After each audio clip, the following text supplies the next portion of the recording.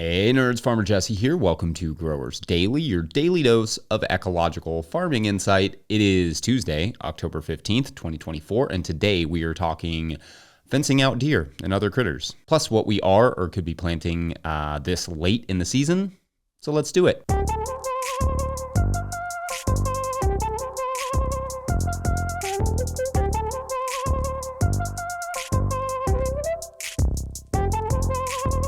First, I really loved yesterday's episode of the Composter podcast, which you can find on the No-Till Growers Podcast Network.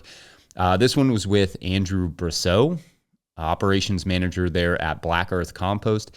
He and the host of that show, Jane Murner, whom I will have on here at some point to guest host Growers Daily because she's amazing. They discuss PFAS or PFAS, or what are called forever chemicals. And I think it's one of the better explanations I've heard on how these forever chemicals work. Frankly, there is an enormous amount of confusion out there and a little bit of fear mongering, thanks in large part to really unfortunate headlines about where PFAS comes from and where to be concerned about it. To be sure, regulations over the last 2 decades or so have decreased the quantities and potency of these chemicals in the environment, and hopefully will continue to do so. So that's the first thing. It ain't as big of an issue as it once was, but that doesn't mean it's nothing, because it is worth noting why these forever chemicals are such a problem. According to the EPA, various forever chemicals have been linked to developmental effects in children, including low birth weight, accelerated puberty, bone variations, or behavioral changes. They have increased risk of some cancers, including prostate, kidney, and testicular cancer, among several other health issues. There have also been concerns, I believe, with high blood pressure in pregnant women. These forever chemicals are also freaking everywhere. They're in rain, they're in waterways, it's in your blood, yours, mine, everyone's, in our food. They are everywhere. And the reason is because these chemicals were built to avoid degradation. They are water resistant and they thus don't break down very quickly or easily because decomposition takes moisture. The biggest sources of these PFAS or PFAS, however, are not food scraps and carbonaceous waste materials or even water necessarily, all the things that are usually in compost, but they're in things like the recycled paper stream, effectively waste from the recycled paper industry, and some sewer sludge, which is a difficult phrase to say, sewer sludge, which is a certified organic farm. We can't use anything that comes from sewer sludge or sewer sludge itself anyway. In other words, though, every compost is going to contain some amount of PFAS because, again, these chemicals are absolutely everywhere. Composts that don't use those two specific feedstocks are inherently going to have lower concentrations in general. Anyway, that is just a light summary of a very good episode to listen to for the professional composter perspective on PFAS and how composters are working to avoid these chemicals. As a small-scale composter at your house or on your own farm, you are unlikely to run into large amounts of PFAS in your compost inputs unless your buddy owns a paper mill or something, or you have a line on some really good local sewer sludge. If you're buying compost, you can ask the composter how they reduce the risk of PFAS contamination in their feedstocks, but it is worth listening to that episode to get a better understanding of how these things work. You can find that at our podcast channel called the No-Till Growers Network or on YouTube, or just look up the Composter podcast wherever else you listen to podcasts. Obviously, I can cover PFAS more in future episodes if you all are interested in learning, but I thought since they did such a nice job, I'll point you towards that for now and also say you don't have to stop buying compost because you're concerned about PFAS contamination. Just talk to the composter. From what I can tell, most of them are all over this issue because there was an event in Maine where a lot of PFAS was found on a farm because of spreading compost. So anyway, I hope that clears that up a little bit, but check out that episode. Because I can't think of a good way to segue out of that topic that makes any sense, I'll just be bold and ask, do you all make lists? I love lists, stemming from my time in cooking in kitchens, I guess. I got used to making lists and sticking to them. The days where I don't make a list for whatever reason are the days I bounce from one project to another aimlessly. No, in fact, there is actually a word for that, listless. I do it listlessly. I start on random projects or work on things that don't need to be done in that moment because I don't have a list to evaluate what is a priority.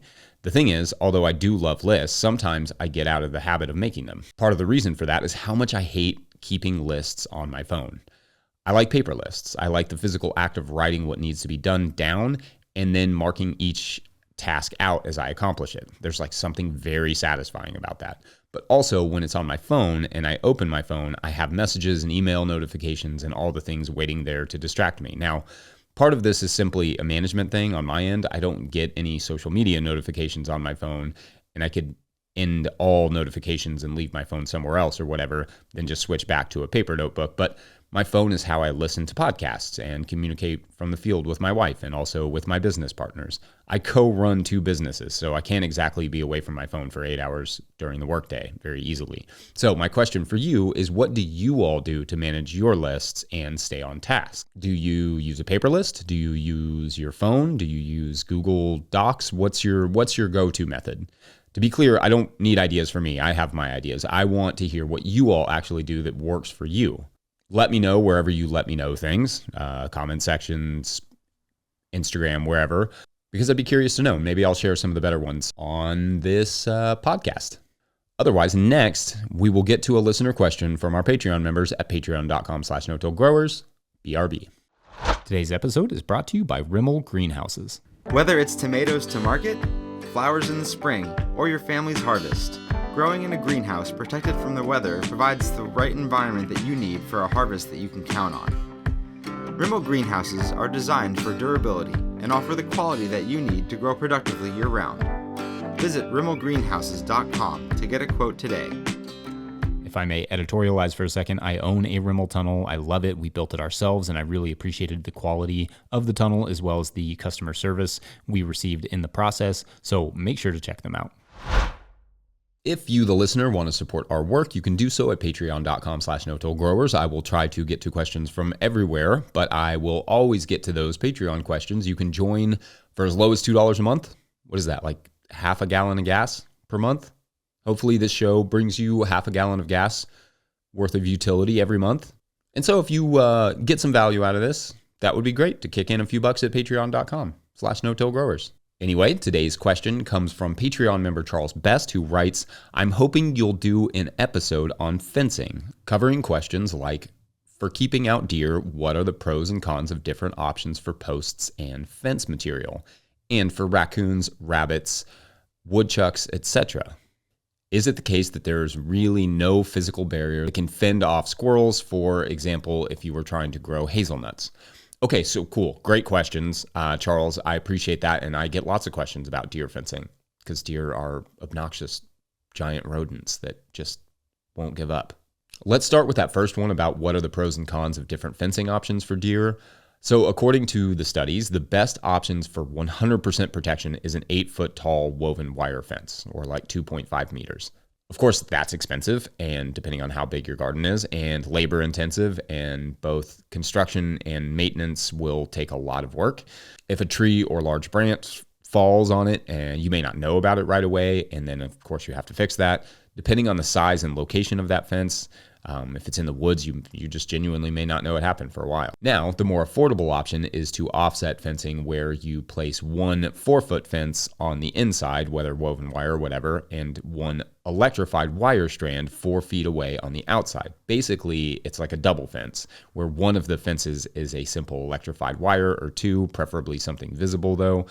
This effectively takes advantage of deer's poor depth perception, and it kind of convinces them not to try and jump over something they can't tell how wide it is. And this is a thing. I actually wanted to ensure that. I went and read about cervids and their depth perception, and it's not very good. It's true. Again, it was one of those things I was like, I hear this all the time. Is it true? And it seems to be true. Deer do have really poor depth perception. Another version of that same fence is one that I found from Texas A&M, and what this is a 4-wire system. So it's basically 3 front fence lines. The first one in the front has 1 wire. The line in the middle has 2 wires. And then the line on the very inside has another single wire. I'm not going to do all the details here because it would be extremely boring. But I'm posting some pictures on YouTube, and then I will also post the link in the show notes so you can check that out. And you can use one of the energizers from like a place like Premier One that runs on solar to charge it. We use those for fencing in our sheep for years, and they work great. However, that will not help with your raccoon, rabbit, or woodchuck element. The woven wire fencing will be better for that, especially with chicken wire at the bottom. Of course, keeping that setup clean is a nightmare. Portable electric fencing is usually what we use to protect our sweet corn through the season from raccoons, but we already owned that from when, like I said, we managed sheep, so we didn't have to buy that expensive fencing for something as unprofitable as sweet corn, which we mainly don't grow for other people. We grow it for ourselves because it's freaking sweet corn. It's amazing. Plus, you can just kind of shuck it and put it in your freezer and then just put it in everything, because do I need to repeat that it's amazing? It's amazing. It's sweet corn. Plus, with the electric netting, you only have to move it once around the corn to mow it, and then you put that back down, and that's like the whole crop's life. If you had it around your whole garden for a whole season, you would have to mow quite a few times, which would mean picking it up quite a few times, or otherwise it would get swallowed by grass, and it's obnoxious to get those electric wires out of grass. I mean, if you've ever pulled a fence out of grass, it's the same thing, but with like breakable plastic. That said, for a small garden, a portable net that can be taken down and mowed around, assuming you are willing to commit to that, plus one strand around the outside could be enough to deter all of the above, so long as it stays clean and electrified. Another perhaps off the beaten path idea is one that I saw at Blake Cothran's place at Peaceful Heritage Farm, not far from here. We did a video with Blake, and I will post that link in the show notes as well. But it's a system where he basically takes cattle panels and sets them at an angle. So instead of being straight up and down like a normal fence, imagine it sort of looks like a ramp. His thesis here is that this sort of ramp idea, where it's kind of long instead of straight up and down, accomplishes the same thing as the double fence offset, where it sort of plays on deer's poor depth perception. Then he can just lift up the whole fence pretty easily and mow or weed whack underneath. It's an interesting idea for sure. I think that would be cool to study that with other ones. As for posts, with the electrified wire, the posts are a white fiberglass or plastic, which is visible and will not decompose. For natural post options, a rot-resistant wood is really the only way to go. Locust, cedar, etc. You can treat those with oils like linseed oil or char them with a blowtorch, but I have no idea how much longer that will extend the life of those posts. I couldn't find any research on those treatments specifically, so I honestly can't say more. I've seen good cured cedar posts last upwards of 10 years, though, so that's positive. A lot of that will depend on how much moisture your soil gets. Like if you're out west and you don't get a lot of moisture, it's not going to break down that quickly. If you're here in the east and you get a lot of moisture, you probably will, those posts won't last as long. Obviously, pressure treated wood is going to last the longest, but the chemicals used in pressure treating are quite harsh, and you will not want to plant anywhere near them. In organic certification, you can't anyway. You can't use pressure treated wood anywhere it comes in contact with crops or garden soil at all. So that would be like on your baseboards of your tunnels, the ones that touch the ground. You can't use pressure treated wood there. You cannot use it in nurseries where the plants will come in contact with it, though you can technically use it in the nursery where the plants and soil will not touch the wood. It can't be used for raised beds or boxes. Obviously, that will, be used to grow food inside of.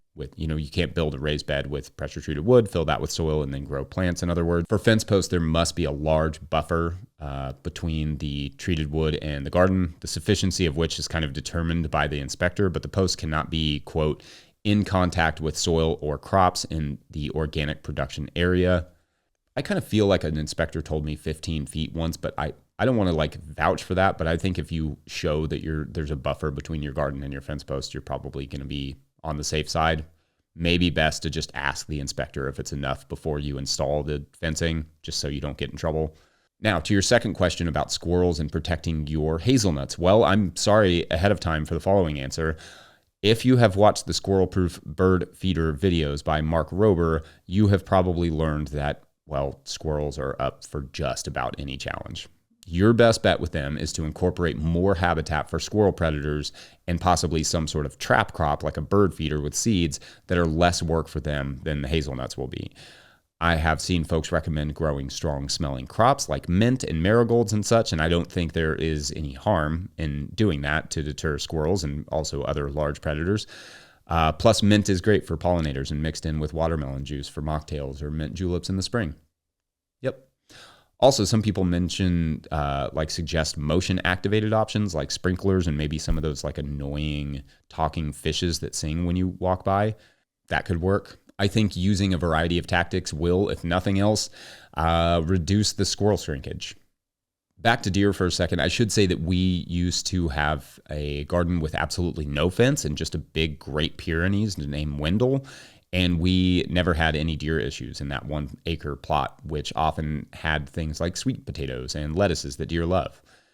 We would have to occasionally sacrifice a slice of a garden bed that he chose to sleep on, but that was a pretty small price to pay. And for the most part, he stayed out of the garden while also deterring the deer. He passed in 2020 before we moved.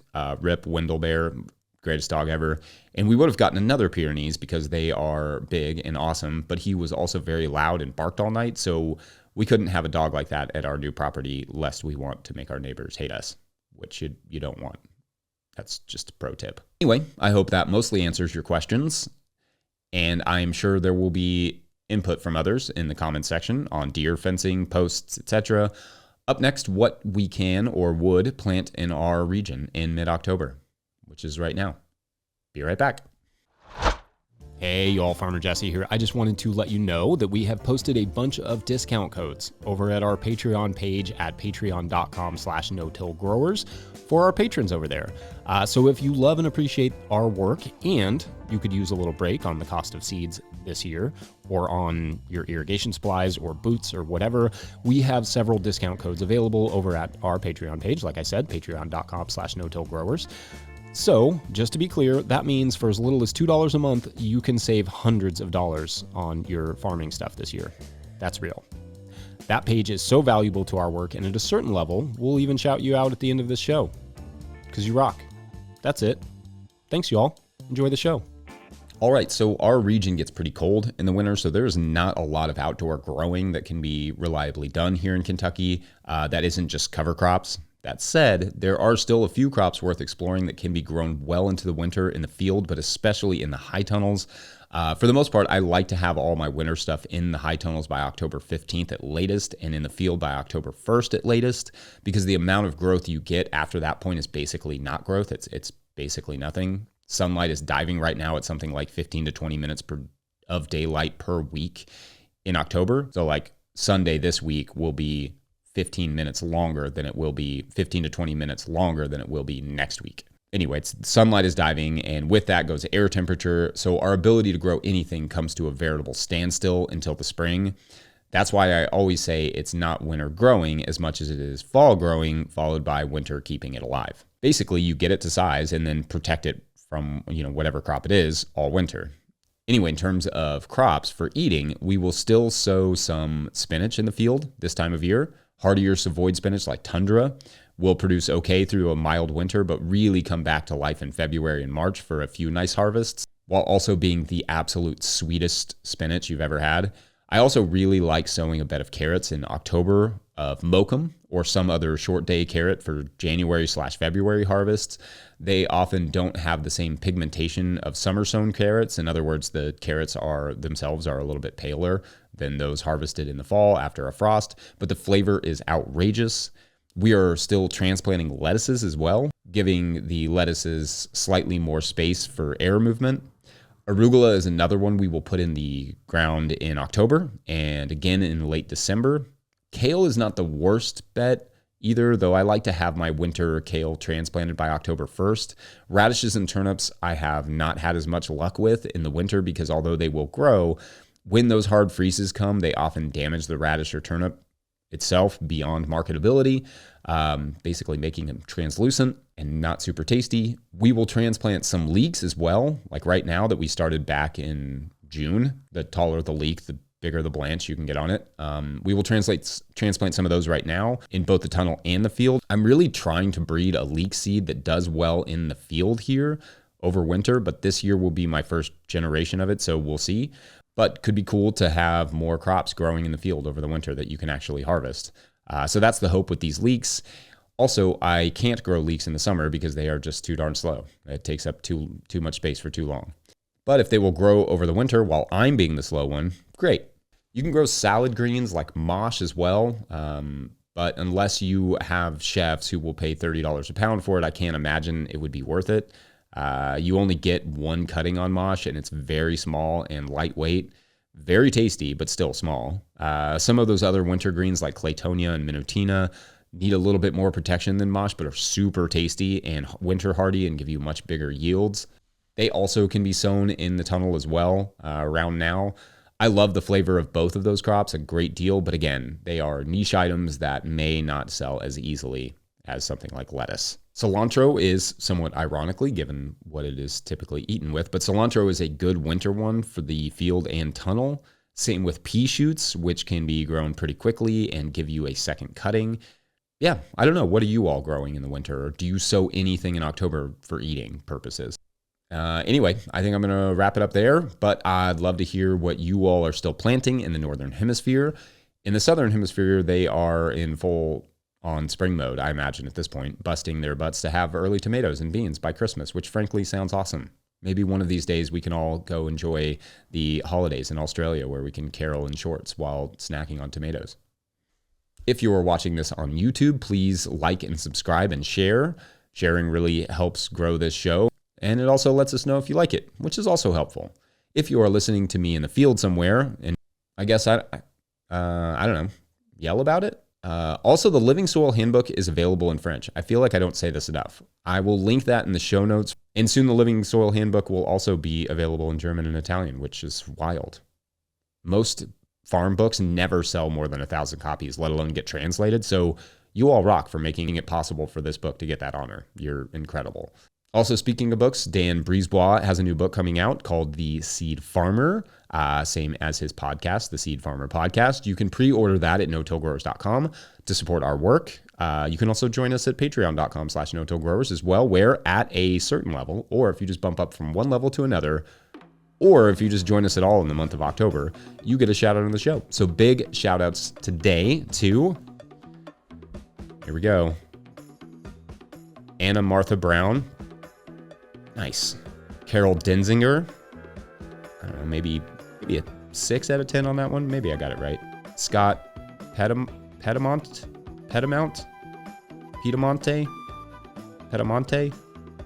You probably just say all 4 of those, I think, probably, right, Scott? Stephen M. Sachs. Jakers Acres. Is that the name of your farm? That is so good. Hannah and I'm going to have to tell this story tomorrow. Hannah and I, when we named our farm, she originally suggested geniusly that we name it Farmy Farm Organical Farm. And I sometimes regret not just going with that. That's a brilliant name. Thanks to everyone who supports us in whatever way that you can. All right, we'll see you tomorrow. We'll talk about farm names.